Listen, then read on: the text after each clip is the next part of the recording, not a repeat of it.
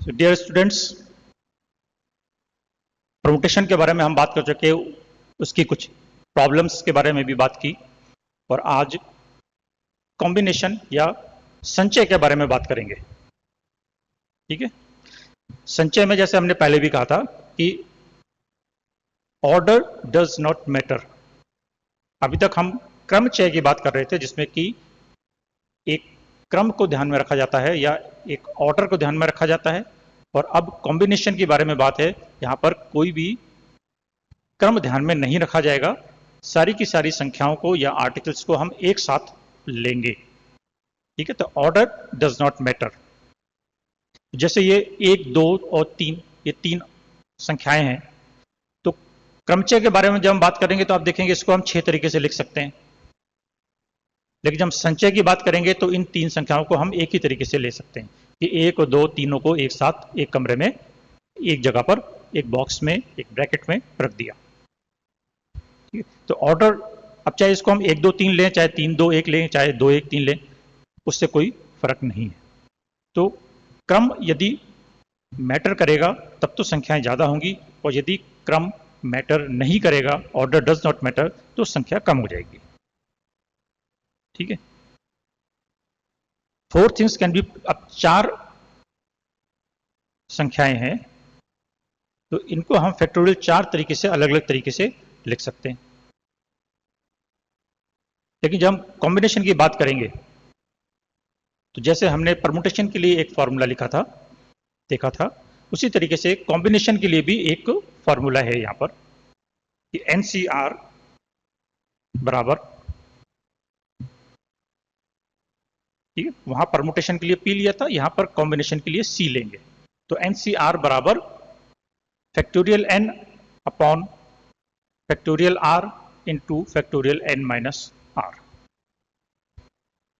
ठीक है, ये कॉम्बिनेशन के लिए फॉर्मूला है। अब आप देखिए यहां पर factorial N upon N minus R factorial, ये खाली हिस्सा परमुटेशन में भी हमने काम में लिया है, तो इसका मतलब permutation divided by factorial R।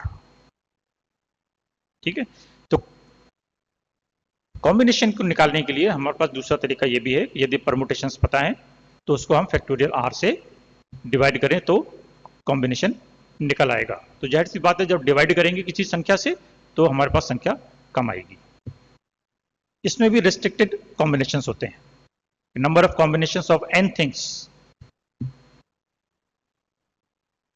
taken R at a time when P particular things are always included।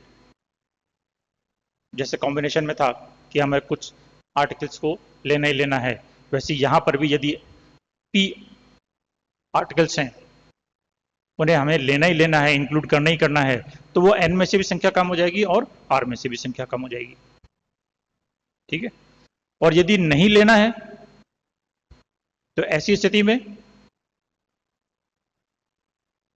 ठीक है, यहां इंक्लूडेड है, यहां एक्सक्लूडेड लिखा है, यानी नहीं लेना है, तो सिर्फ हम n में से माइनस करेंगे, क्योंकि हमारे पास जो रिक्वायर्ड नंबर है n है वो कम हो जाएगा। ठीक है, इसके लिए कॉमन रूल्स कॉम्बिनेशन के लिए क्या है कि NCN बराबर 1, यानी 5 आर्टिकल्स हैं और पांचों को एक साथ लेने का तरीका एक ही होगा कि आप पांचों को ले लीजिए, और पांचों को नहीं लेने का तरीका भी एक ही होगा, यानी NC0 भी एक ही होगा। तो लेने, सारी की सारी संख्याओं को लेने के तरीके भी एक ही हो गए और नहीं लेने के तरीका भी एक हो गया। ठीक है, और NC1 बराबर n और NCR बराबर NPR divided by factorial R। ये इसके कुछ कॉमन रूल्स हैं जो कि अपने को ध्यान में रखने हैं।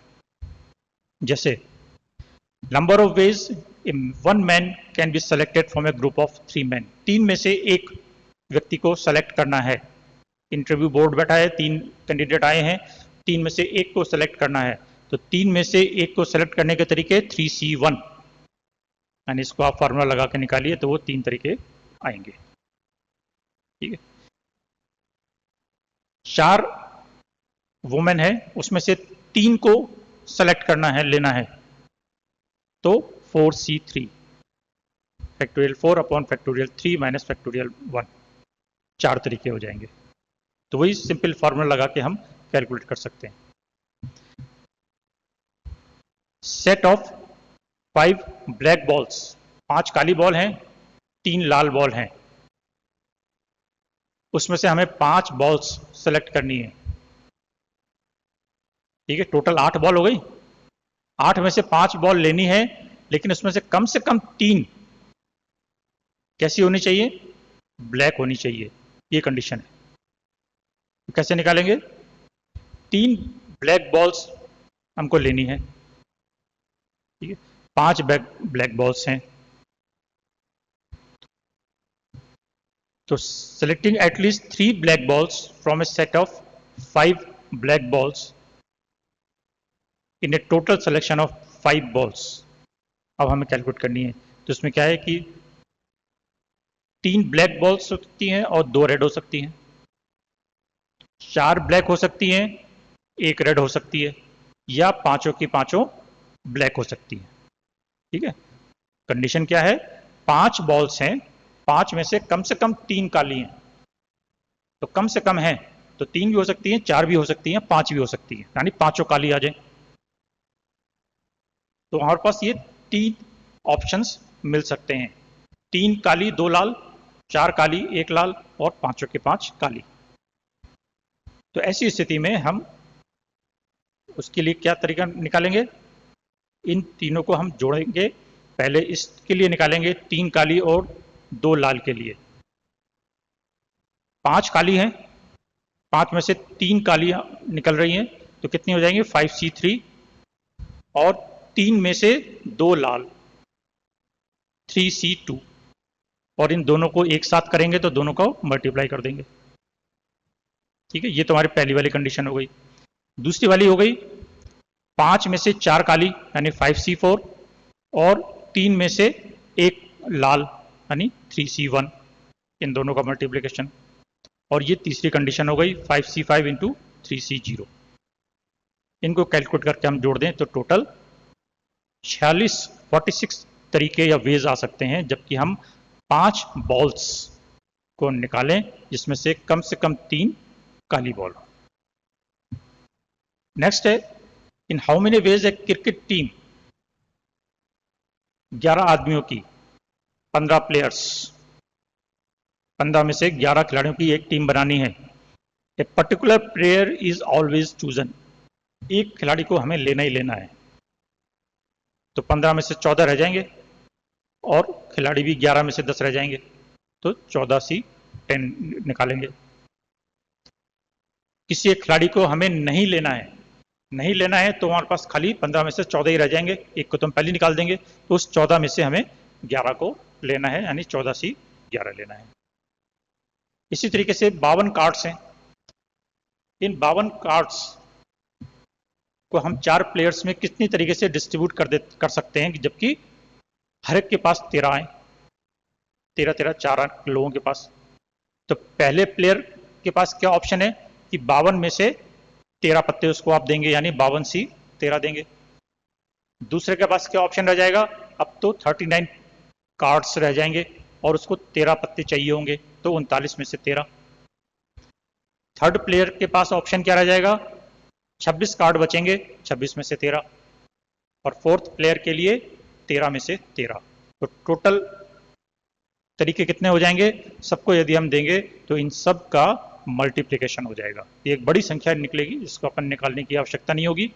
अगर ऐसा पूछा जाता है तो आप इसी को आंसर के रूप में लिख सकते हैं। ठीक है, कमेटी ऑफ 6 लोगों की कमेटी बनानी है, 7 लड़कों में और 5 लड़कियों में से। ठीक है, तो 2 गर्ल्स फ्रॉम 5 गर्ल्स हैं, इसमें से 2 लड़कियां लेनी है, तो 5C2, बाकी बचे 4, क्योंकि 6 की कमेटी बनानी है। 4 लड़के चाहिए 7 लड़कों में से, तो 7C4। तो टोटल तरीके कितने हो जाएंगे? 5C2 into 7C4।